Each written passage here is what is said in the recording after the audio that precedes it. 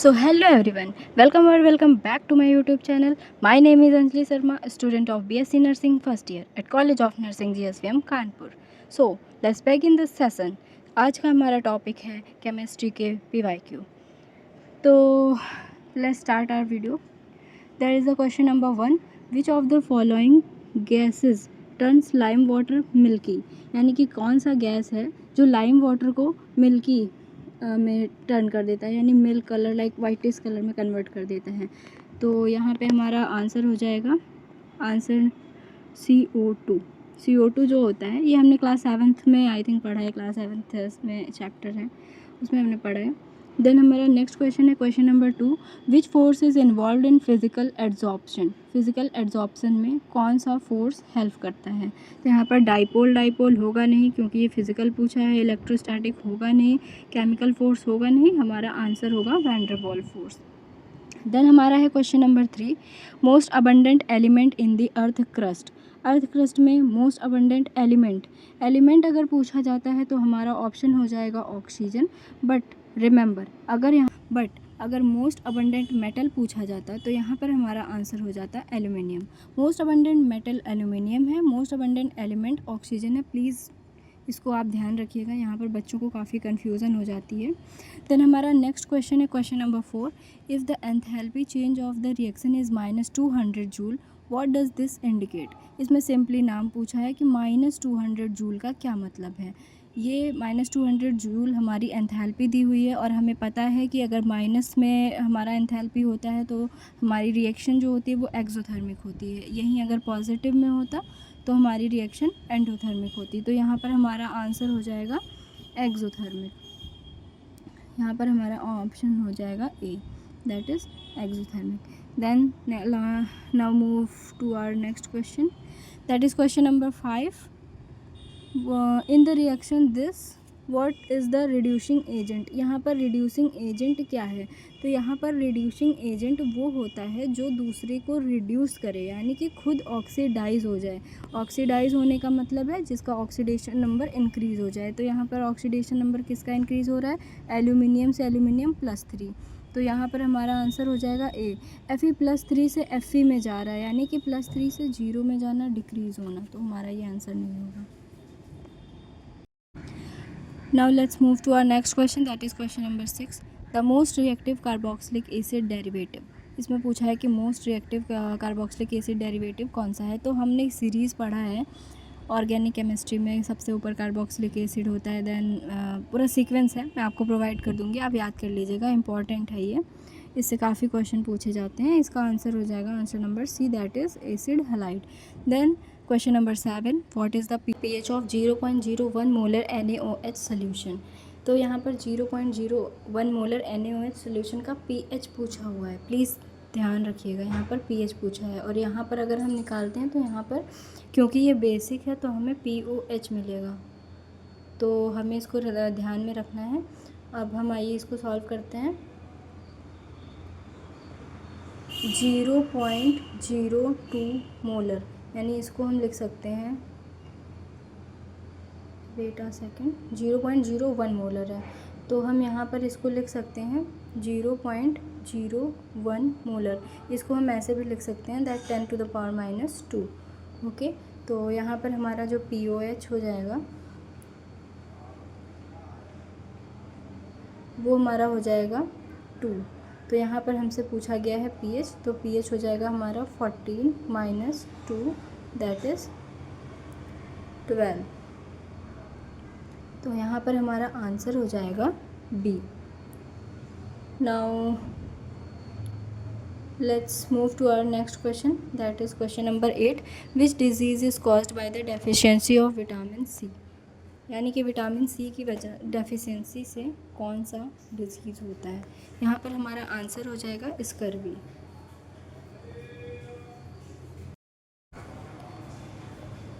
Now let's move to our next question, that is question number 9. In which state of matter there is highest entropy? Entropy आप सबने पढ़ा होगा. Entropy का मतलब होता है रैंडमनेस. तो किस स्टेट में रैंडमनेस सबसे ज़्यादा प्रेजेंट होता है? तो रैंडमनेस जो होता है वो सबसे ज़्यादा हमारा गैसियस स्टेट में प्रेजेंट होता है. इसका सबसे ज़्यादा होता है गैस में, देन लिक्विड में होता है एंड देन सॉलिड में होता है।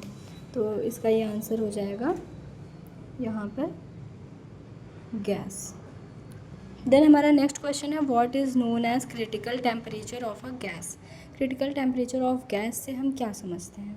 तो क्रिटिकल टेम्परेचर जो होता है वो ऐसा टेम्परेचर होता है जिसके बाद जो कुछ भी मतलब जो भी मैटर है वो अपना स्टेट चेंज करने लगता है, उसको कहते हैं। तो द गैस विल, यहाँ पर गैस का पूछा है तो गैस अपना स्टेट चेंज करके किस में जाएगा? लिक्विड में।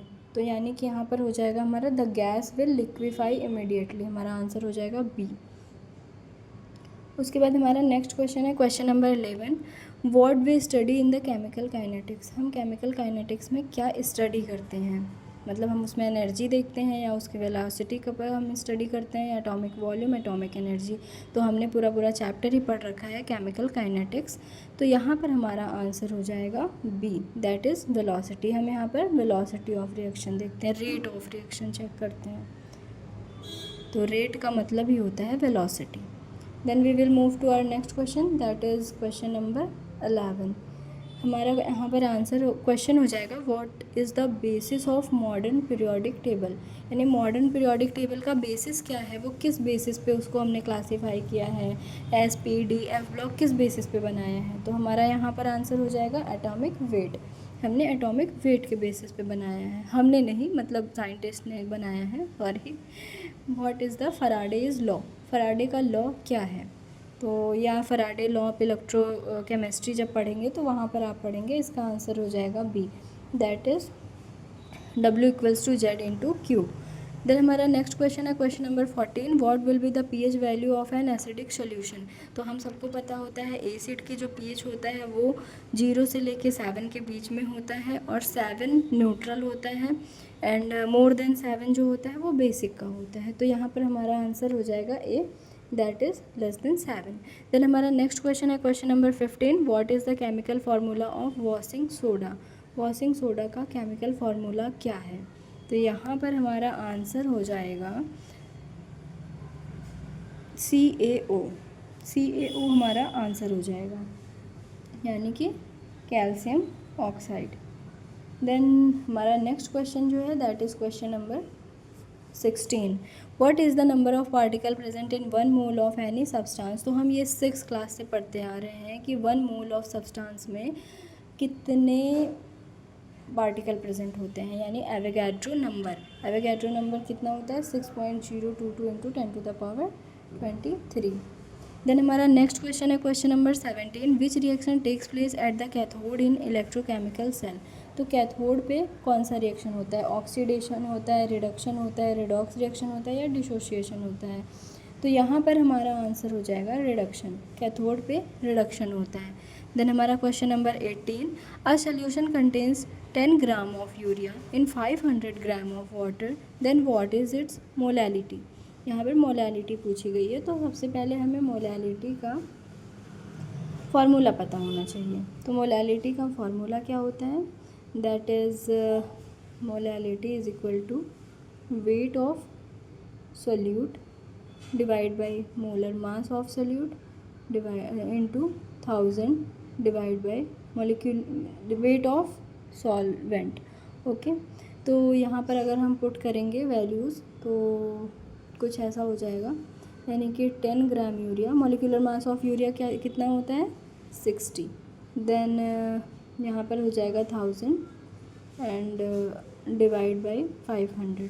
तो यहाँ से हमारा आंसर जो आएगा that will be 0.33 molar. Okay, आप सॉल्व करके देख लीजिएगा। एंड देन हमारा नेक्स्ट क्वेश्चन है question number 19 which process is use to separate 2 molecule with different boiling point. अगर डिफरेंट बॉइलिंग पॉइंट है तो हम वहाँ पर कौन से प्रोसेस से उनको सेपरेट करेंगे? तो यहाँ पर हमारा आंसर हो जाएगा A, that is fractional distillation. Now let's move to our last question, that is question number 20 which gas is mainly responsible for the deflation of ozone layer. तो ये बहुत ही फेमस क्वेश्चन है, बेसिक क्वेश्चन है, बहुत ही पुराना question है, हम बहुत बेसिक क्लासेस में पढ़ते हैं कि CFC जो होता है वो ओजोन डिप्लेशन में के लिए मतलब जिम्मेदार है, रिस्पॉन्सिबल है। बेसिकली ये रेफ्रिजरेटर वगैरह से निकलता है। अब तो काफ़ी सारे उसके अल्टरनेटिव ऑप्शंस आ गए हैं। तो यहाँ पर हमारा ऑप्शन हो जाएगा option number C, that is CFC। तो हम देख सकते हैं कि हमारे जो केमिस्ट्री का पेपर था 2025 का, उसमें बहुत ज़्यादा डीप लेवल नहीं आया था, सब कुछ बहुत ही इजी था, बहुत कुछ ज़्यादा नहीं था। तो अगर हम बेसिक पढ़ते हैं, अभी हमारे पास बहुत टाइम है, अभी सितंबर 21 सितंबर है, आगे हमारे पास काफ़ी महीने हैं। अगर हम चाहें तो बहुत अच्छे से तैयारी कर सकते हैं। तो मैं आप सबको सजेस्ट करूँगी कि प्लीज़, बहुत ही इनफ टाइम है, आप अच्छे से तैयारी करिए। और प्रिपरेशन के टाइम पे पैनिक बहुत होता है, लोग बच्चे बहुत पैनिक करते हैं, ओवर थिंक करते हैं। तो प्लीज़ इन सब में अपना टाइम वेस्ट मत करिए, आप पढ़ाई पे ध्यान दीजिए, आप PYQ को एनालाइज करिए। आप देख सकते हैं इसमें ज़्यादातर क्वेश्चन जो हैं वो 6, 7, 8, 9, 10 के हैं। तो आप NCERT बुक उठाइए, आप मत 6 का पढ़िए, लेकिन आप 7th, 8th, 9th, 10th आप NCERT साइंस के 2-2 पन्ने के चैप्टर्स हैं और 2-4 चैप्टर ही हैं उसमें, तो आप उनको कवर कर लीजिए, हो जाएगा easily. And last but not the least, पढ़ते रहिए। Bye bye.